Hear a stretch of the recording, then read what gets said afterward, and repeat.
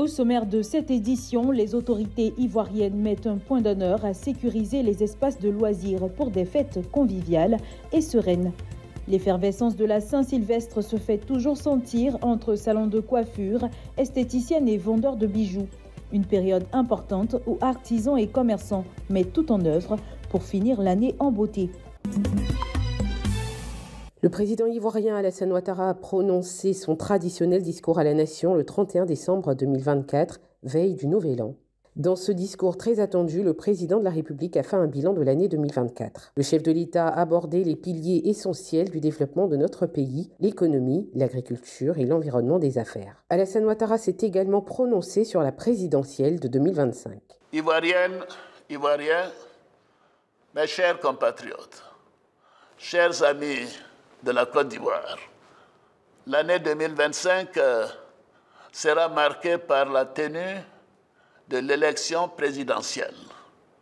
Ce scrutin sera, encore une fois, l'occasion de confirmer la maturité politique de nos concitoyens, la force de nos institutions et l'enracinement de notre démocratie.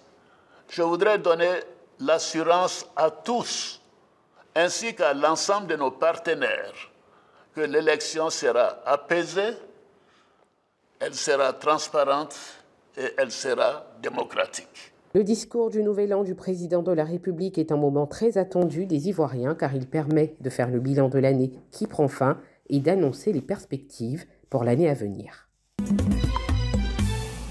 En prélude aux fêtes de fin d'année, les autorités ivoiriennes multiplient les efforts pour garantir des conditions optimales dans les espaces de loisirs. Isabelle Hanno, directrice générale des loisirs, a récemment conduit une visite d'inspection dans plusieurs établissements du Grand Abidjan, notamment à Yopougon, Cocody et Marcory.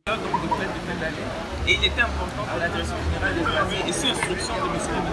le ministre de visiter les établissements agréés par le ministère du Tourisme, de nous assurer de la qualité de l'offre et de surtout les rassurer de l'accompagnement du ministère du Tourisme et des Loisirs. Et comme vous le savez également, nous lançons un concept de nommer Massimo Côte d'Ivoire en fait, qui est en réalité une invitation. Les propriétaires des espaces visités n'ont pas caché leur enthousiasme. Ils ont exprimé leur gratitude pour cette reconnaissance, tout en réaffirmant leur engagement à offrir des prestations sécurisées et de qualité à leurs clients en cette période de forte affluence.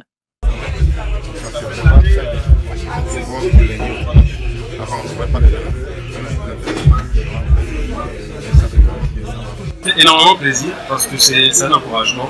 On se bat pour que les établissements, depuis l'avènement de Côte d'Ivoire, Sublime Côte d'Ivoire, on essaie vraiment de mettre le paquet parce que depuis la CAN, on va dire, on a énormément de vues sur la Côte d'Ivoire, donc on se doit de rehausser nous-mêmes notre propre niveau, si on veut dire, pour que la Côte d'Ivoire avance. Cette initiative s'inscrit dans la volonté des autorités ivoiriennes de promouvoir l'industrie du tourisme et des loisirs, tout en garantissant aux populations une expérience festive, agréable et sécurisée.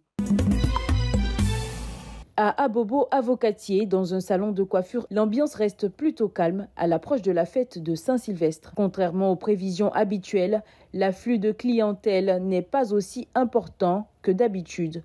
Mais le salon de Solange continue d'accueillir celles qui n'ont pas encore eu le temps de se faire belle avant la fin de l'année. À la fête et à la veille de cette fête de fin d'année, c'est différent des autres années parce que cette année, c'est un peu lent que les années précédentes.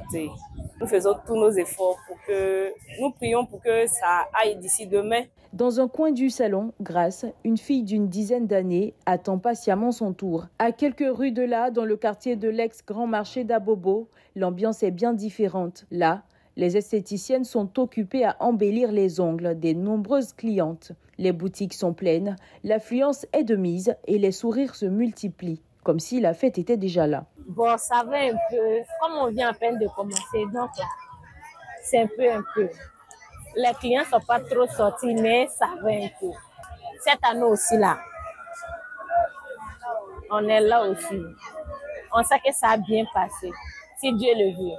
Non loin de là, Mariam, une jeune femme dans la vingtaine, s'affaire à vendre des bijoux. Bien que la vente soit parfois lente, la période de fête constitue une véritable bouffée d'air pour son activité. Il y a beaucoup de bousculades, il y a les clients au marché, les gens viennent faire les achats.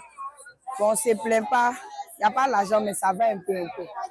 La veille du réveillon est un moment crucial pour nombre de commerçants et artisans, où chaque service, chaque produit devient un petit pas vers la réussite de l'année à venir. Dans l'enceinte du CHU de Trècheville, des associations, le personnel médical finalise les derniers cadeaux prêts à faire briller les yeux des enfants. Ce sont au total 70 enfants diabétiques qui ont eu droit à un arbre de Noël. C'est une immense joie pour moi d'être venu ici. De quitter la maison jusqu'à Yopougon, jusqu'à Trècheville pour célébrer avec tout le monde.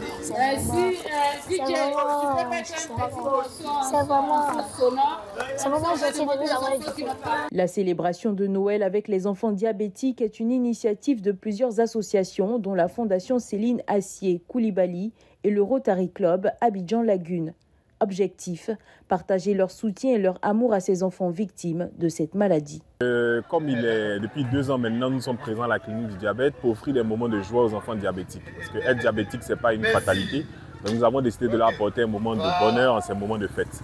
Et leur dire que le diabète, on peut vivre avec le diabète et demain être des personnalités du pays. Pour soutenir les enfants et les parents, mais aussi pour sensibiliser toute la population qui ne sait pas que le diabète est une maladie qui peut toucher les enfants.